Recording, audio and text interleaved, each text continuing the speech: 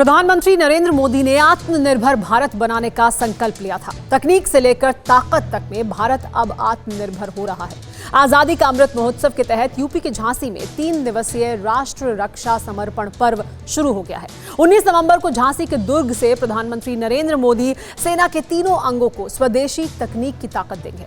हिंदुस्तान की तीनों सेनाओं के पराक्रम में स्वदेशी ताकत कैसे चार चांद लगाने वाली है, ये आप इस रिपोर्ट में देखिए।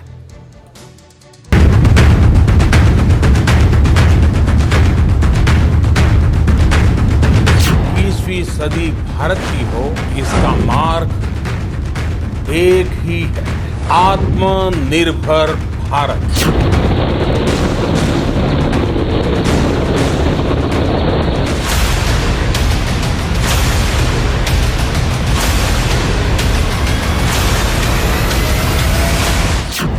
दशहरा, दिवाली और छठ के बाद एक और पर्व का आगाज है।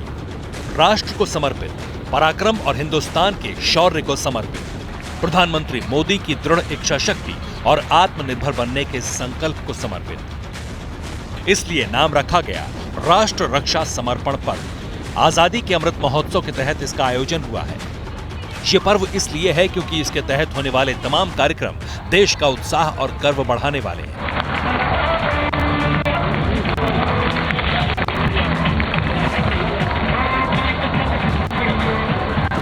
पर्व इसलिए भी क्योंकि ये मौका सेलिब्रेट करने का है, उस शुरुआत का जिसे पीएम मोदी ने देश की रक्षा के लिए अपनी सोच से साकार किया है। प्रधानमंत्री जी 2019 फरवरी में यहाँ पर आए थे और 19 के बाद एक कार्यक्रम झांसी की धरती पर राष्ट्र रक्षा मंत्रालय के द्वारा आयोजित है। आज बुंदेलखंड विकास के एक नए उमंग के साथ आगे बढ़ रहा है। बुधवार से इस राष्ट्र रक्षा समर्पण पर्व की शुरुआत हुई। उत्तर प्रदेश के मुख्यमंत्री योगी आदित्यनाथ और रक्षा मंत्री राजनाथ सिंह ने इसका उद्घाटन किया। भारत ने जैसे राजनीतिक आजादी हासिल की है, भारत अब सामरिक आजादी भी हासिल करेगा। आगामी 1-1.5 दशक में ऐसे हालात पैदा होंगे कि हम दुनिया के दूसरे देशों से हथियार अपने सेना के बहादुर जवानों के लिए आयात नहीं करेंगे, बल्कि भारत की धरती पर ही भारत के जवानों के हाथ से वो हथियार बनाए जाएंगे। कार्यक्रम शुरू होने से पहले झांसी के लक्ष्मी व्यायाम मंदिर में सेना के जवानों ने हैरतअंगेज प्रदर्शन किया। इस दौरान झांसी में भारतीय वायुसेना की आकाशगंगा टीम ने MI-17 से स्काई डाइव किया।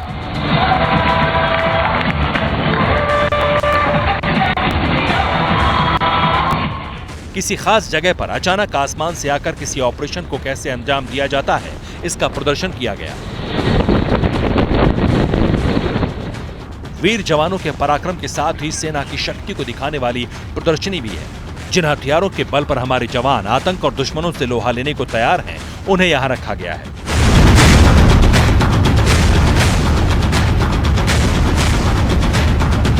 यहाँ पर अलग अलग तरह की आपको गन्स दिख रही होंगी जो सेना अपने ऑपरेशंस में इस्तेमाल करती है। यहाँ पर गैलिल स्नाइपर से लेकर स्पॉटर स्कोप, नेगव LMG, स्टार, डार, CTAR, TAR तमाम अलग अलग तरह की गन्स हैं जो यहाँ पर मौजूद है। और ये युद्ध के दौरान आर्मी, एयरफोर्स, नेवी, इन तमाम सुरक्षा एजेंसियों के लिए निर्मित की गई हैं, बनाई गई हैं। और ये हम तमाम आपको तस्वीरों के जरिए दिखा रहे हैं वो रक्षा उपकरण जो बहुत ही कम देखने को मिलते हैं। आपने शायद कभी ये रक्षा उपकरण नहीं देखे होंगे। ये वो मिसाइल और बॉम्ब्स हैं जो यहाँ पर प्रदर्शनी के लिए लगाए गए हैं। ये बॉम्ब 250 kg HSLD है, ये 450 kg है, कुछ 1000 kg के भी हैं और छोटी छोटी गन्स भी हैं जिनकी बुलेट्स आपको यहाँ पर नजर आ रही होंगी। हम एयरफोर्स में अमूमन देखते हैं तस्वीरों में, कई बार एयरफोर्स कई तरह के जो बॉम्ब्स है वो नीचे गिराती है, तो वो ओरिजिनल किस तरह से दिखते हैं वो हम आपको नजदीक से तस्वीरों में दिखा रहे हैं कि किस तरह से ये बम दुश्मन पर गिराए जाते हैं, बरसाए जाते हैं। झांसी में इस आयोजन के पीछे महारानी लक्ष्मीबाई के जन्मोत्सव का जलसा मनाना भी है। वीरों की इस धरती से भारत भी अपनी ताकत बढ़ाने जा रहा है, जिसके तहत स्वदेशी हथियारों का प्रोडक्शन अहम है। जब देश में लगभग 65 से 70% की रक्षा सामग्री बाहर से आयात की जा रही थी, आज तस्वीर बदल गई। पूरे कैपिटल बजट का 64% हम लोगों ने तय कर दिया है। चाहे जो भी हो जाए, हम दुनिया के दूसरे देशों से माल नहीं खरीदेंगे। भारत की धरती पर भारत के पसीने से जो माल बना होगा हम वही खरीदेंगे। अगले 10 वर्षों तक भारत रक्षा उत्पाद दूसरे देशों से आयात नहीं करेगा।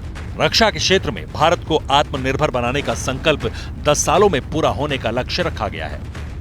समझ लीजिए कि भारत एक दशक में सामरिक रूप से भी स्वतंत्र हो जाएगा। ये हमारी कंपनी है, भारत की कंपनी है, हिंदुस्तान एरोनॉटिक्स लिमिटेड। उसको हम लोगों ने 50,000 करोड़ रुपए का ऑर्डर दिया है कि भारत में ही हथियार बनना चाहिए, इसका उपयोग हमारे सेना के लोगों ने करें। यह भारत में रक्षा की दृष्टि से किसी भी भारतीय कंपनी को दिया गया अब तक का सबसे बड़ा ऑर्डर है। 19 नवंबर को प्रधानमंत्री मोदी झांसी आएंगे। देश की सेनाओं को स्वदेशी हथियारों और दूसरी चीजों का तोहफा देंगे। देश की सेना की ताकत को बढ़ाने के लिए जिन चीजों का निर्माण हुआ है उसी में से एक है HAL का light combat helicopter. PM Modi 19 नवंबर को इसे आधिकारिक तौर पर भारतीय वायुसेना को सौंपेंगे। हिंदुस्तान एरोनॉटिक्स लिमिटेड ने जिस हेलीकॉप्टर को बनाया है उसे दुनिया का सबसे हल्का अटैक हेलीकॉप्टर कहा जाता है। LCH का वजन 5.5 टन है। 12,000 फीट की ऊंचाई पर भी यह ऑपरेट हो सकता है।